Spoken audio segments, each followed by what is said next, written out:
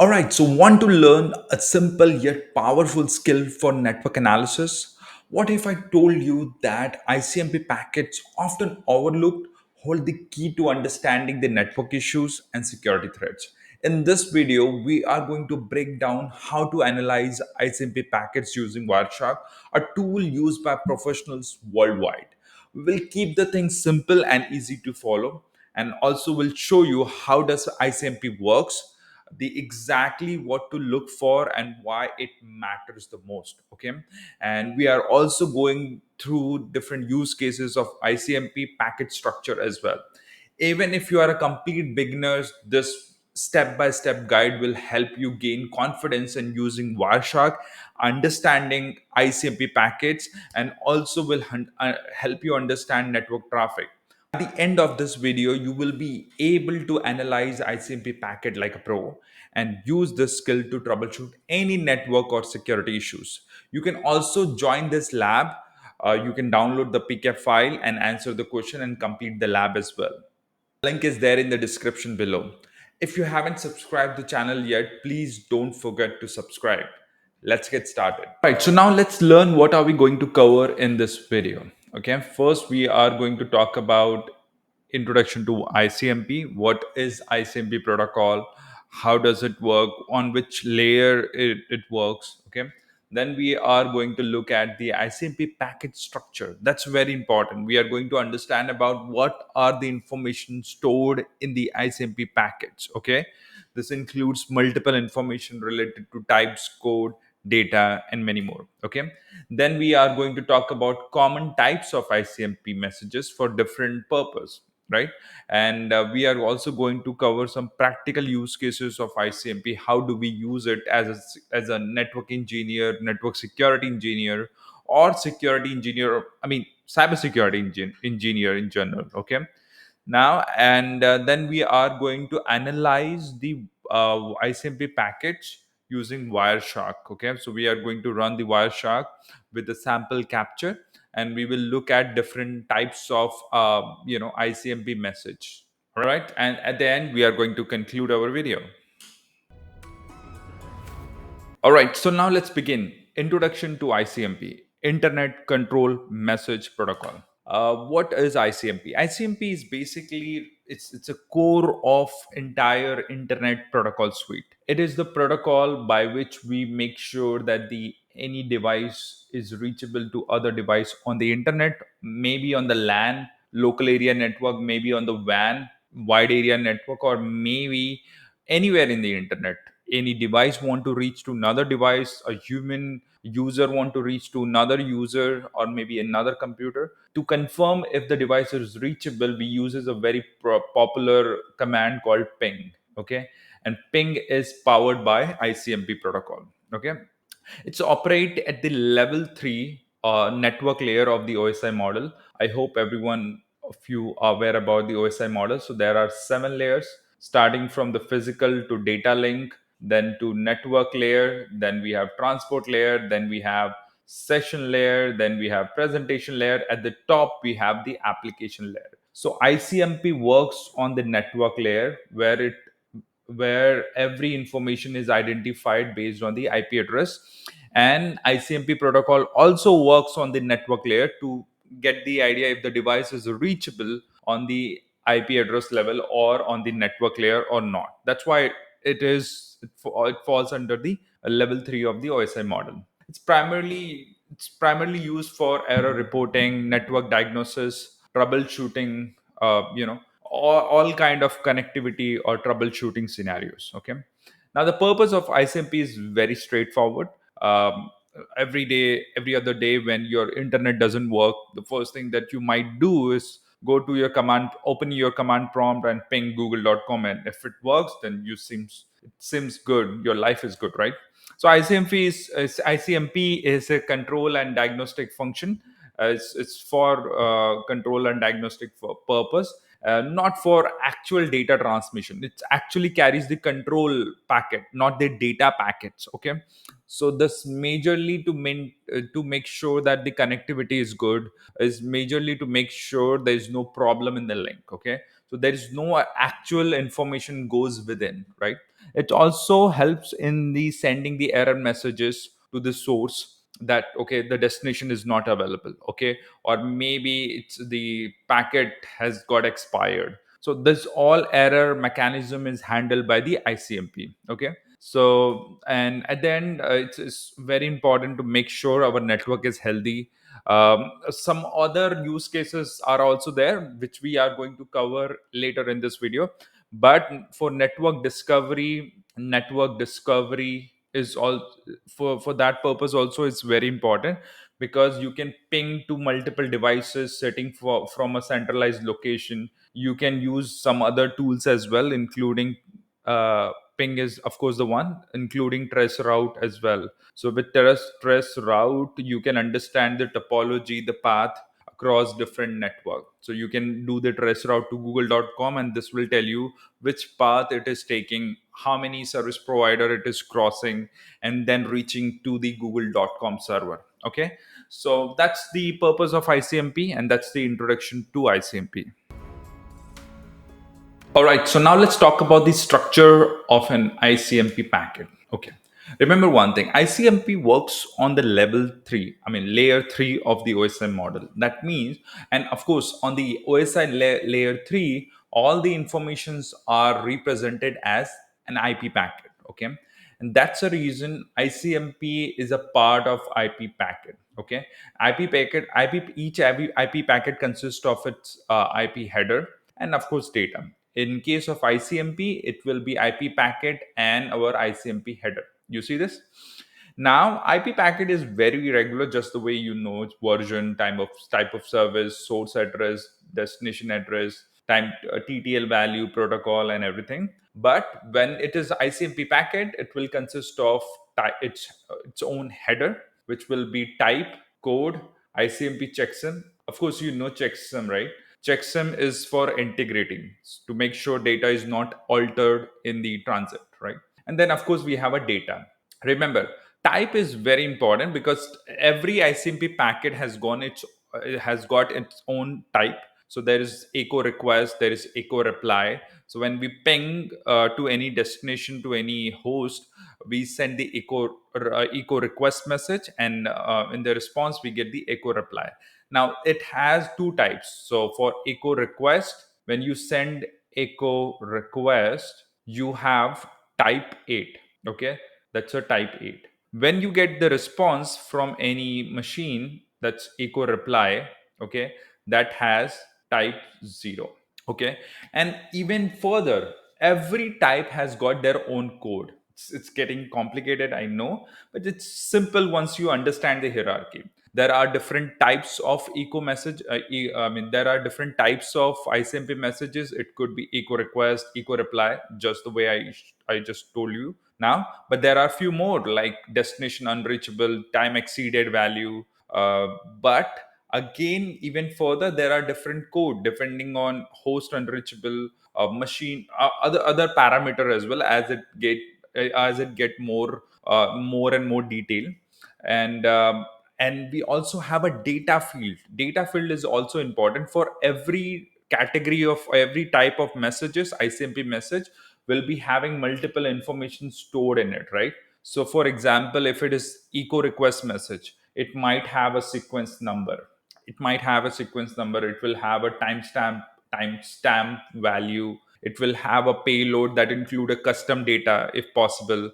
This will consist of few more information like round trip time. For destination unreachable kind of type of message, which is usually type 3, in that case the data can be even more different. The data can be IP header, okay, of original packet. It can be protocol specific data like UDP, TCP. And in case of any other type of data, let's say we have type 11. Okay, let's say we have type 11, sorry, let's say we have type 11.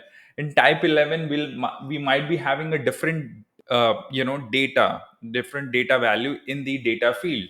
That again can be an IP header, okay, of the original packet. That will be like remaining data from the original packet, so it may vary.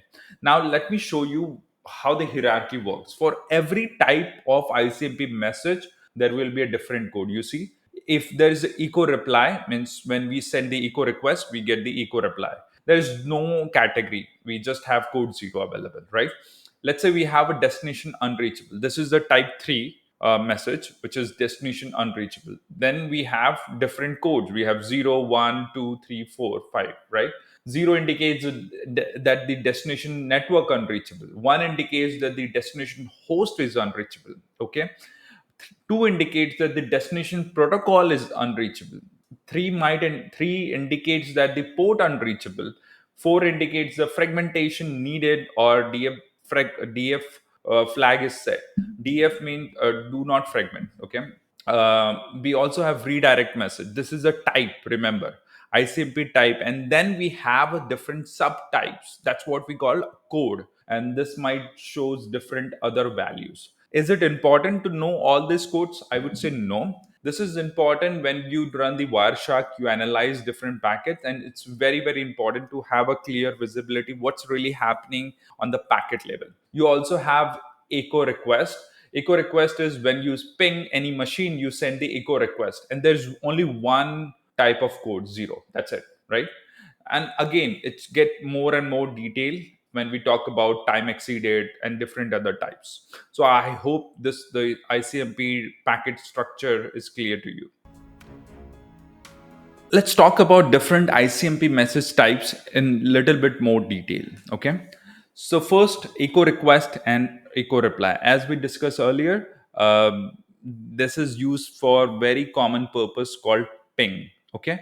Whenever we want to test the connectivity between two machines, to user computer, anything in the internet or maybe on the LAN, we use ping command. Okay, we can use ping and then the destination IP address, and we'll understand if the connectivity is good or not, right? So when we send the request, it is echo request. When we get the response, it is echo reply. Type 8 belongs to echo request, type 0 belongs to echo reply. Okay, so that's done. Next we have destination unreachable.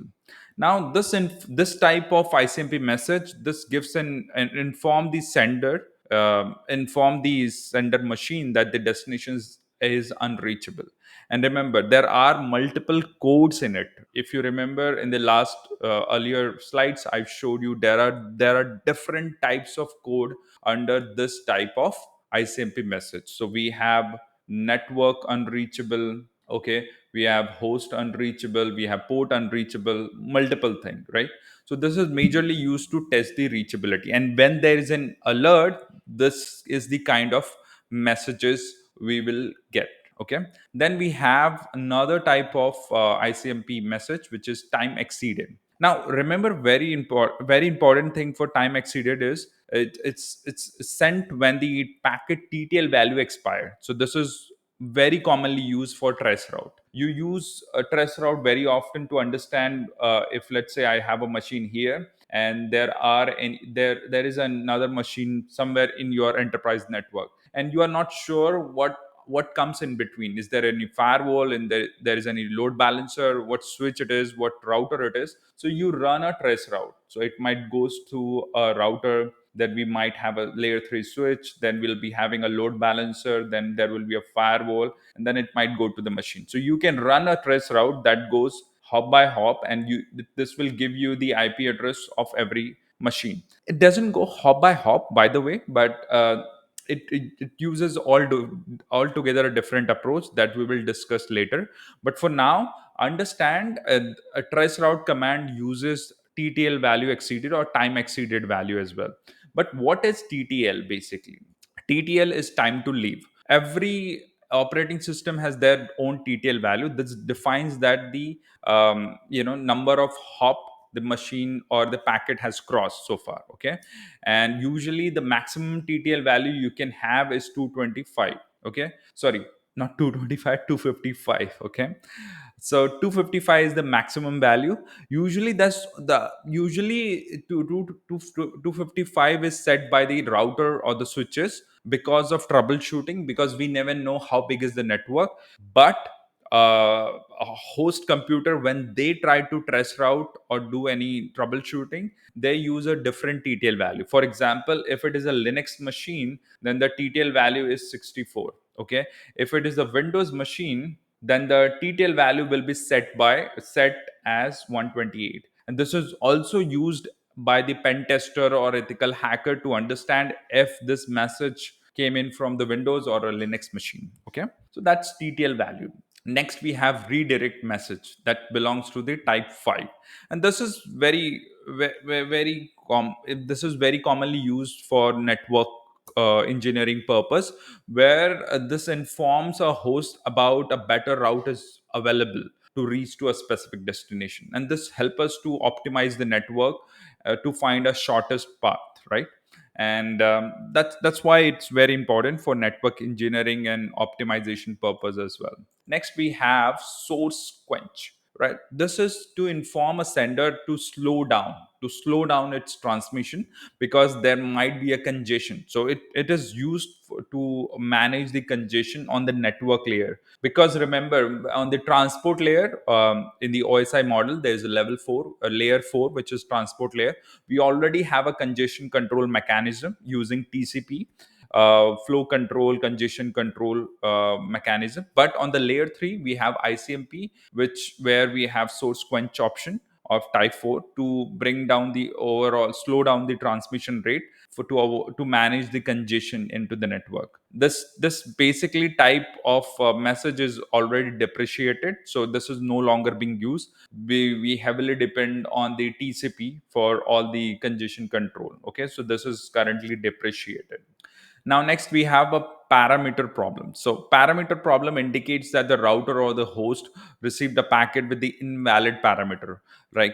For example, if there is an invalid IP header, usually machine don't send invalid, but if it's generated by a machine by any script, then it might cause the problem, or maybe any missing field into the ICMP header. So, if there is any field missing in the packet, it will generate the parameter problem. Okay, next we have timestamp request, or let me erase this, right? So then we have timestamp request and timestamp reply. This is quite used to synchronize the time between two devices by requesting and receiving the timestamp information from both the machine, right? So that's pretty much simple, is to synchronize. That's the major purpose.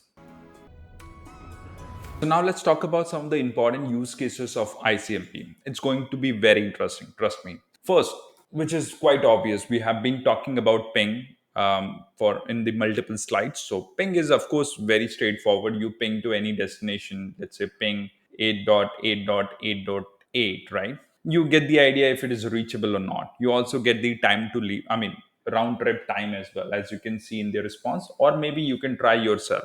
You send the echo request and echo reply, and that gives you the idea about round trip time. And you also check if the host is up or not, right? So that's a very basic and very common activity you do as a network engineer, security engineer, cybersecurity engineer. Next, traceroute. This is very important, guys, and this is widely asked question in almost all the interview. Okay, so traceroute is basically used to understand the connectivity between two hosts. I mean, how many devices are there, how many, what is the topology, what is the path between two machines. Okay, it sends the ICMP echo request, and it gets the time exceeded message. So I'll tell you how does it work. I have a computer here, and there is another server over here, and there are multiple network. Let's say there is a router 1, there is a router 2. There can be a firewall as well, but usually firewall blocks the ICMP message, so you won't see any reply. Okay, and what happened is, when you do a trace route from this machine, let's say trace route 8.8.8.8, it can be trace RT as well, depending on the operating system you're using. And let's say this is 8.8.8.8, right? So the moment you run this command trace route, your machine will send the packet with TTL value 1. It will send the first packet with TTL value set to 1. That means it can cross only one hop. So the moment it cross, the packet reaches the first router, the TTL value will be expired, will be, decremented by 1, and it will become 0. This this receives, Then immediately the router send a time exceeded message back to the source. So this will send the time exceeded message. If you remember that, I think it is type 11, right? ICMP type 11, which is time exceeded message. So this is how we get the information in the data field. We get the information about the router 1 IP address, right? So now we know that router 1 is having IP address of, let's say, 192.168.1.1, as you can see here, right? Next, the same machine will send the another packet. It will send the second packet with the TTL value 2. It will cross the first hop. The TTL value will become 1, and it will cross the first hop, reaches to the router 2, and this is where the TTL value get get decremented by 1, and it becomes 0. Now again, router 2 will send the time exceeded message of type 11, and it will also share its own IP address. Now this way we get the IP address of router 2, right? Next, it will keep going on. It will set it will again increment the TTL value by 1. It will, it will set it by 3 basically. So first it was set to 1. It will crosses the first hop, get expired on the router 1. We get the IP address of router 1. It will set it to 2. It will get expired on router 2. We will TTL value get expired. We get the IP address of router 2. It will keep going on until the final destination is achieved, right? It also may use the UDP message as well as a part of echo reply at the end, confirming the destination. Okay, so this is how traceroute works. If you understand this, you possibly answer, you can answer the most commonly asked interview question. Okay, so I hope this was clear. Next, let's talk about the error reporting message. Okay, in the error reporting message, ICMP is widely used for error reporting. Let's say destination IP address is unreachable. So in that case, the route. Let's say you have a machine here and you have a router over here. So a router or a host send the ICMP message if it can reach to the destination or not. So it will send the packet, and if the destination is unreachable, network down, host down, then it will send the response back, right? So this is how we get the idea if the machine is reachable or not. If the router in between may also send the information if the routes are also not available in between. So we may have an error saying network down. So that would be another ICMP message type, right? So this is widely used for testing. Network performance monitoring. Of course, when we ping a machine, let's say we have a computer here, and I think all of you use speed test, right? The Okla speed test or Google speed test as well. So when you run a speed test, it basically send the ping message, ICMP message, and you get the ICMP message back, right? Echo request and response back. This is the commonly used method. There can be other method as well, but you can also do it yourself by opening the command prompt. You can ping google.com from your machine, and you get the idea how much time it takes for the transit. Round trip time, we call it as RTT. So RTT is basically the time for a machine to reach to google.com and coming back to the original source. If it is higher than expected, then there is something we need to look at, something we have to troubleshoot at, right? Next, we have topology discovery. Okay, so of course we have traceroute command, right? So traceroute is widely used command to prepare your network topology. So let's say you are a new engineer in the company, newly onboarded by the management, by the managers. In the first few days, what would you do? Your job would be to understand the network. So it's very important you sitting here and you have an entire data center. You can possibly run the ping from your gateway router to different servers in between, or maybe from a specific branch office. From a branch office router, edge router, you can run a ping command to a specific server. Maybe it's CRM server or many HR servers, and you get the idea of what path it is taking to, how many firewalls we have in between, what load balancer we have. So this gives you an idea about creating or building up the topology, helps you to create the diagram and understand what IP addressing we have, what different structure we have. Once you understand those IP address, you can then SSH to those devices and understand the, how the topology really looks like. All right, so these are some of the important use cases of ICMP. All right, so now it's time for analyzing the ICMP package. Just go to the display filter and type ICMP. That's it. Once you hit enter, you will see all the ICMP packet. Okay. You see source IP address, destination, protocol, and information. What's very important is, as I said earlier, it's a layer three, works on the layer three. So it's a part of your layer three IP packet. So you can see the ICMP here. And as we discussed, there are four major component: type, code, checksum, and data. Okay. So type 8 belongs to echo ping. I mean, it's a request packet, echo request. There is supposed to be an echo reply as well, but this is currently an echo ping, and echo request message code is 0, and there is not a lot of data inside. That's fine. Okay. And you might get a reply here. You see this echo reply, which is type 0 and code 0. Perfect. And we have a checksum and the data. Perfect. So that's how it works. You can also apply an additional, you can also extend your filter by typing type. So I can search for type, let's say 8, and I'll see all the packet, which would be echo ping, echo request packet. I can also filter by type 0, which will be echo reply. You see this? These are all echo reply type 0. All right. I hope this was clear for you.